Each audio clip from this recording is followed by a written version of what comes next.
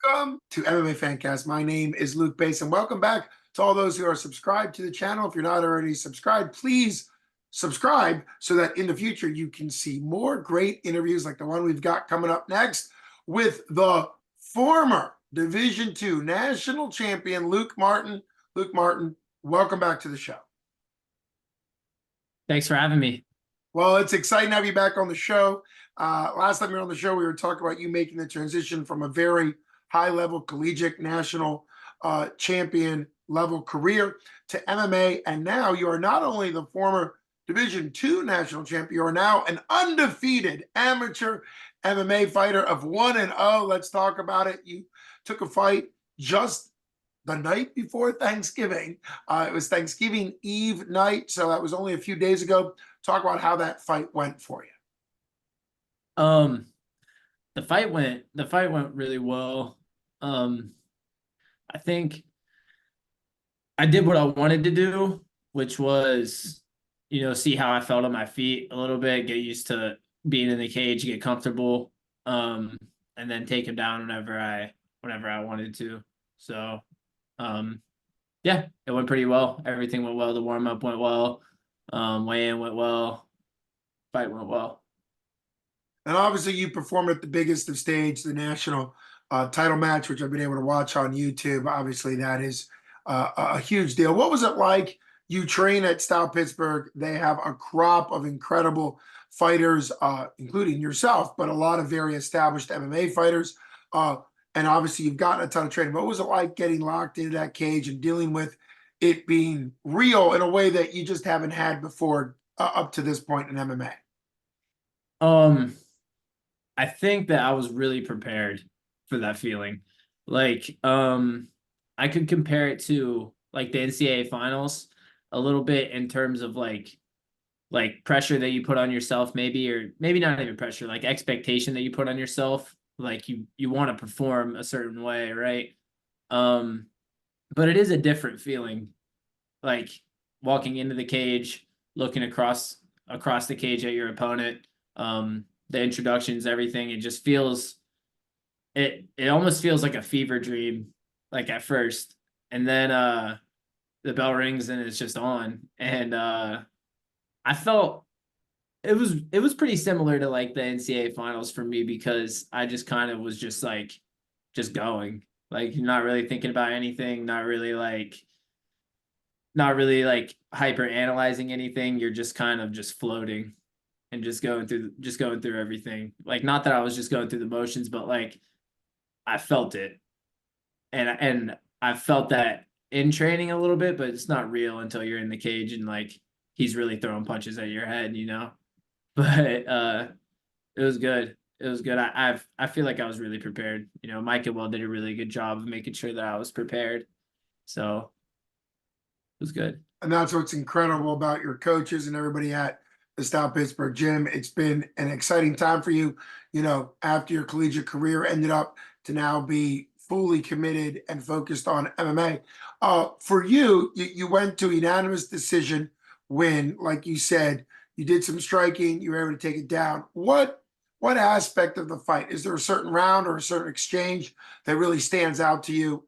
Those 6 minutes, I'm sure, both felt really long and really short at the same time. So what's kind of a highlight or something that really stands out to you? I think there was a part in the second round where we were clenched on the cage, and I threw a hard knee. I threw a hard knee at his body, and it was really hard. I blasted him with it, and he ate it. I thought that would have hurt him a little bit worse than it did, or maybe it did. Maybe he just had a good poker face. I don't know, but I cracked him with it. I thought that he was gonna fall, but he didn't. So tough guy. Well, it's great that you were able to time and get a knee in there, because that's one of those things that you practice on pads, but obviously not on other sparring partners because it's a little bit too rough. So cool that you're able to tie in something like that for sure.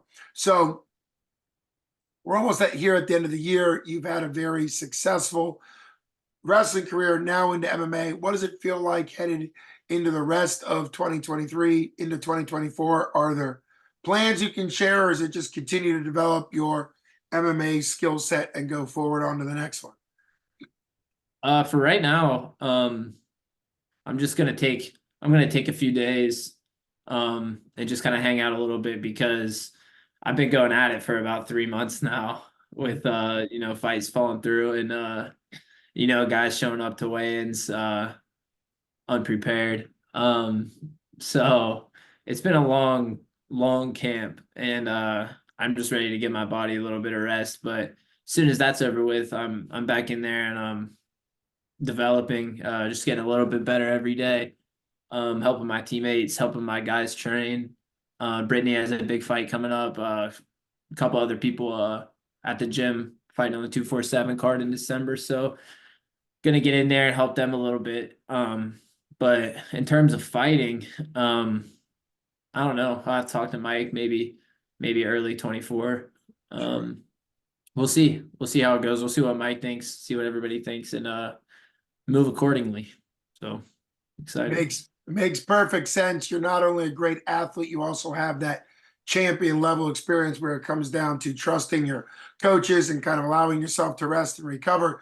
You talked a little bit about Brittany Sunshine Bickert. I have had the honor of following her for years and just had her on this, so hopefully people can watch that as well.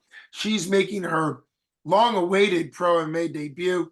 A lot of fighters have fallen through her, and she's taking on a pro fighter that has, I think, 7 or 8 pro fights. So Brittany's really taken on. What aspect of getting fighters ready? Because you mentioned that you've got a lot of fighters. What aspect do you really help them with? Do you do a lot of grappling exchanges, considering your wrestling background, or do you just kind of fall into whatever they need as far as training and sparring goes, or do you have like a specific uh, skill set that you really use against that? Um, I think uh I think I'm good about doing whatever they need me to do, But I think that I do have a really good mind for like wrestling based positions, obviously. Mhm.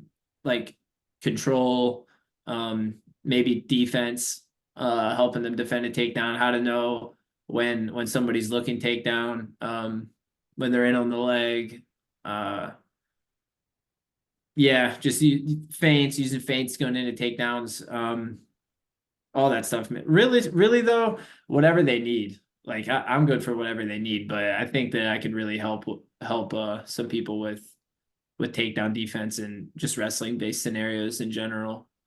Makes perfect sense. And what's it been like, uh, in the MMA world, having that skill set and being able to transfer that knowledge, just like a lot of people come from a kickboxing or jiu-jitsu background, being able to transfer that skill set to you. Not only Coach Mike and Coach Will, obviously at the top of that level of BJJ and striking, but also just your partners. What's that like, being able to like kind of trade skills and techniques? It's great, honestly. I love having so many people around that are obviously a lot more like experienced in the striking realm than me, and even in the MMA realm. Like having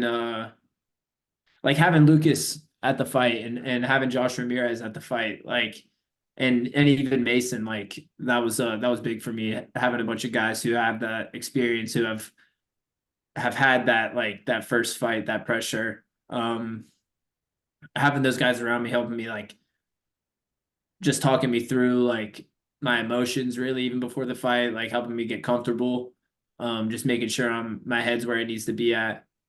I think that was big for me. And with the technical aspect, um Mike is big for me because Mike is really good at helping me transfer my wrestling ability into jujitsu. And Isaac at Mat Factory, he's done a lot for me too in terms of transferring wrestling into jujitsu. And I think that I've done pretty well with it, but I wish that I would have thrown a little bit more jujitsu out there in the fight. But not that I'm like mad at the way it went or anything like that, but I think I could have finished him.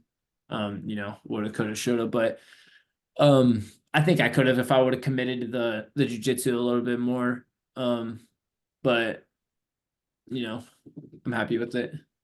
Yeah, and in many ways, if you had gone out there and gotten a really quick submission 30 seconds into the first round. It would have been impressive. People would have gotten excited, obviously, but there's plenty of time to get to the point where you're finishing fighters quickly. You know, your first 6 minutes in a cage are invaluable to figure things out. To be able to look back at it and decide, oh, I could have done more there or more there, it kind of gives you more to build on. So very excited. Obviously, you train at a great gym. You've got a lot of great training partners, great coaches. I've said this. We're almost at the end of the year now. I've said this about 247. The awards, the first ever yearly 247 awards. Stout Pittsburgh won the 247 award, Gym of the Year and Coaches of the Year. Kind of a double honor there.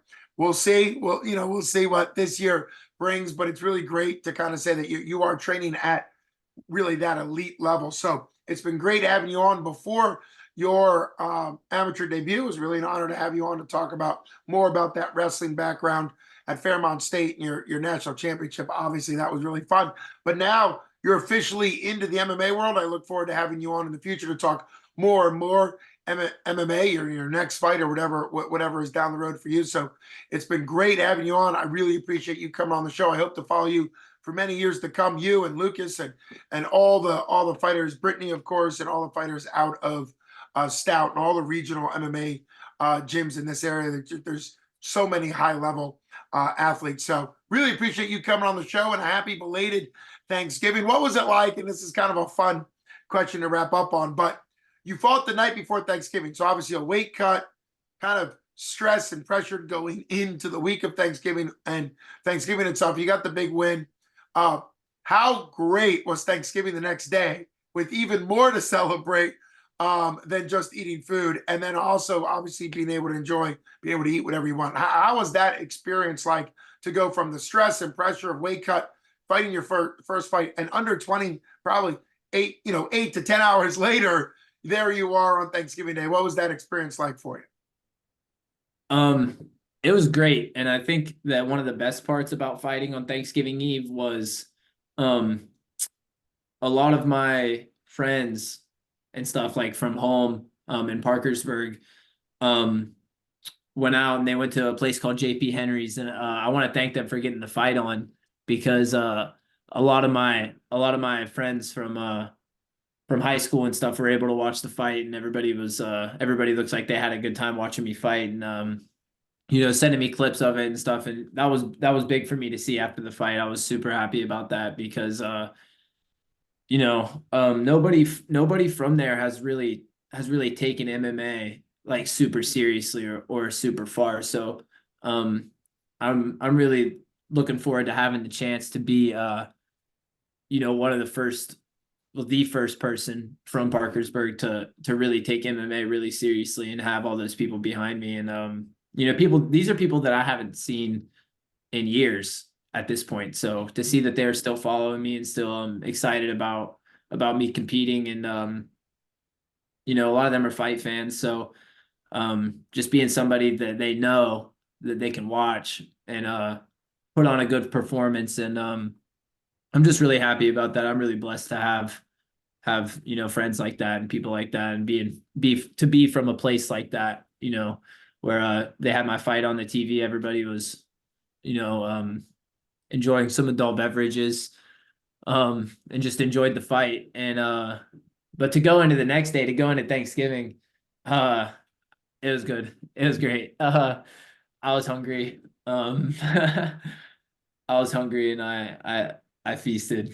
So I'm glad that I got to enjoy it. The day after the fight, I got to kind of bask in winning the fight and celebrate Thanksgiving, watch some football and stuff. So it was good. It was a great day.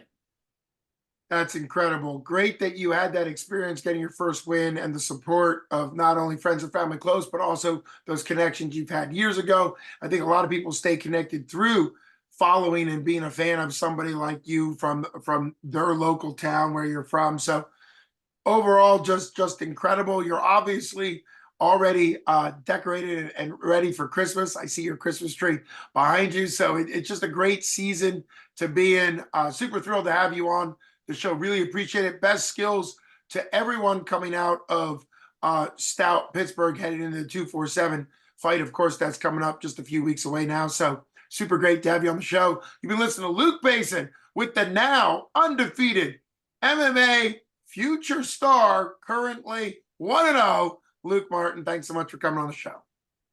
Yes, thanks again for having me, man. I really appreciate it. My honor completely. Thanks so much. Yep, thanks, man.